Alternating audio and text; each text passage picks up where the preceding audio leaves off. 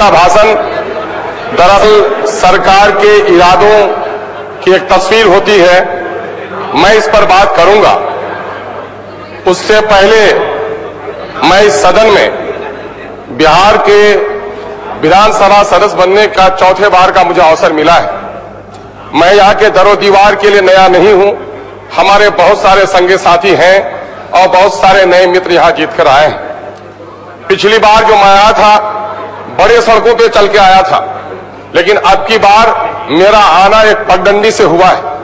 मुझे इस सफर को तय करने के लिए बड़ी सड़कों और शाहराहों को छोड़कर एक पगडंडी क्यों तलाश करनी पड़ी, मैं उसके संबंध में दो शब्द कहना चाहूंगा।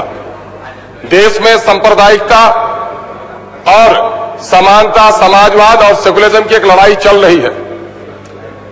अकलियतों ने, दलितों ने हमेशा मुबैना तौर पर सेकुलर कहने वाले लोगों का साथ दिया, लेकिन सेकुलर पार्टियों ने भी अकलियतों और दलितों के साथ इंसाफ नहीं किया।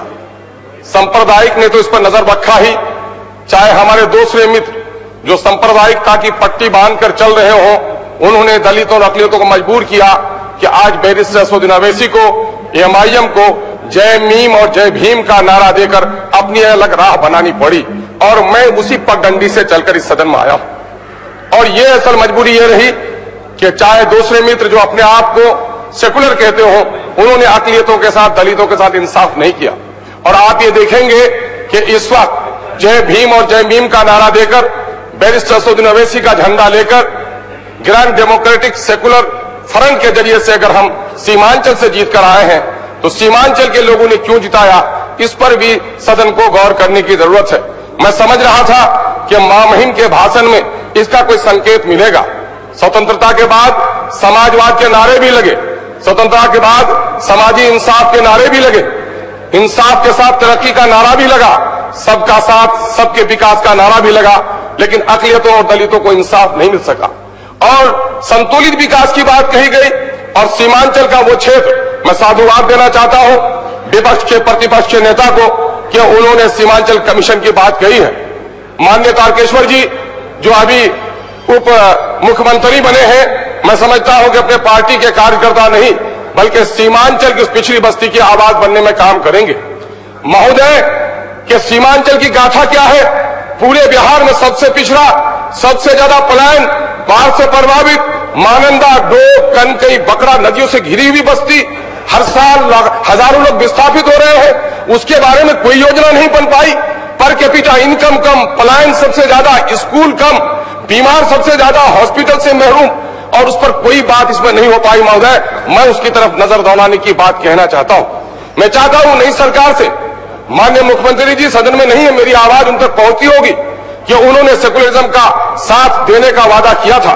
हम लोग भी थोड़ी देर के लिए उसके साथ गए थे, बिहार की जनता ने भी उस पर विश्वास किया था, लेकिन न जाने इस पवित्र रास्ते को छोड़कर फिर वो कहा कीचड़ के रास्ते में गुम हो गए हैं। और आज नतीजा ये हुआ है कि बिहार की जनता का विश्वास उस पर से उठा है। मैं चाहता हूं इस वक्त कि इस सदन का जो समय मिला है हमको, इस सदन को गंभीरता से बिहार के दलित पिछड़े के तरक्की की बात कही जाए। आज किसान विरोधी बिल पेश किए जा रहे हैं और पूरे बिहार में, पूरे हिंदुस्तान में किसान सड़कों पर आने पर मजबूर हो गया है। एमएसपी का कोई कीमत नहीं मिल पा रही है। हमारे इलाके में धान और गन्ने की, धान और मक्के की पैदावार हो रही है, कोई खरीदार नहीं है, लागत मूल्य भी किसानों को नहीं मिल पा रहा है, किसान खुदकुशी करने पर लटक रहा है, बच्चों को स्कूल नहीं मिल पा रहा है, बीमारों को दवाइयां नहीं मिल पा रही है।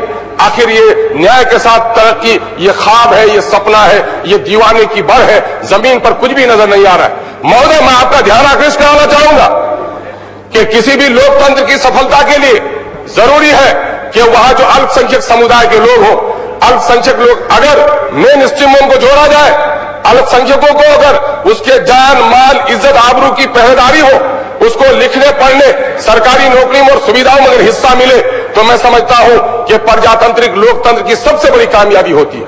लेकिन रिपोर्ट से खबरें आती है कि आज आजादी के वक्त जो अकलियत की हालत थी उससे भी बदतर हो गई है। अकलियत के बच्चों को स्कूल नहीं मिल पा रहा है, उनके बीमारों को दवा नहीं मिल पा रही है, उनकी बस्तियों को सड़क नहीं पहुंच पा रही है। आखिर ये नाइंसाफी कब तक होगी? उर्दू जो सेकुलरिज्म की जबान है, जिसने सरफरोशी की आवाज दी कि सरफरोशी की तमन्ना अब हमारे दिल में है, देखना है जोर कितना बाजुए कातिल में। मुल्क की आजादी के लिए माफी मांगने वालों की बात तो नहीं कहता, लेकिन गर्दन कटाने वालों को बड़ी ताकत दिया था उर्दू ने, लेकिन आज उस उर्दू को बिहार से निकाला जा रहा है। महोदय, मदरसे की हालत क्या है? मदरसे में पढ़ने वाले बच्चे क्या बिहार के बच्चे नहीं है?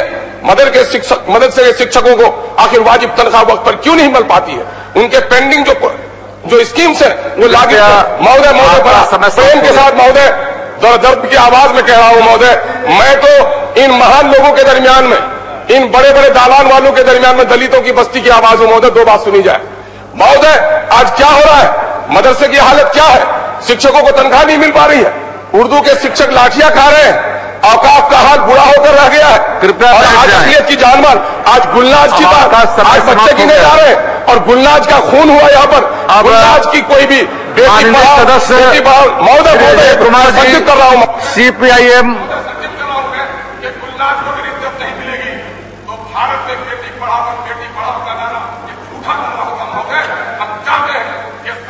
माननीय सदस्य श्री अजय कुमार जी CPIM। आप ऑर्डर में तो अध्यक्ष जी लाइए, आप शुरू करें, प्लीज बैठ जाइए, प्लीज बैठ जाएं।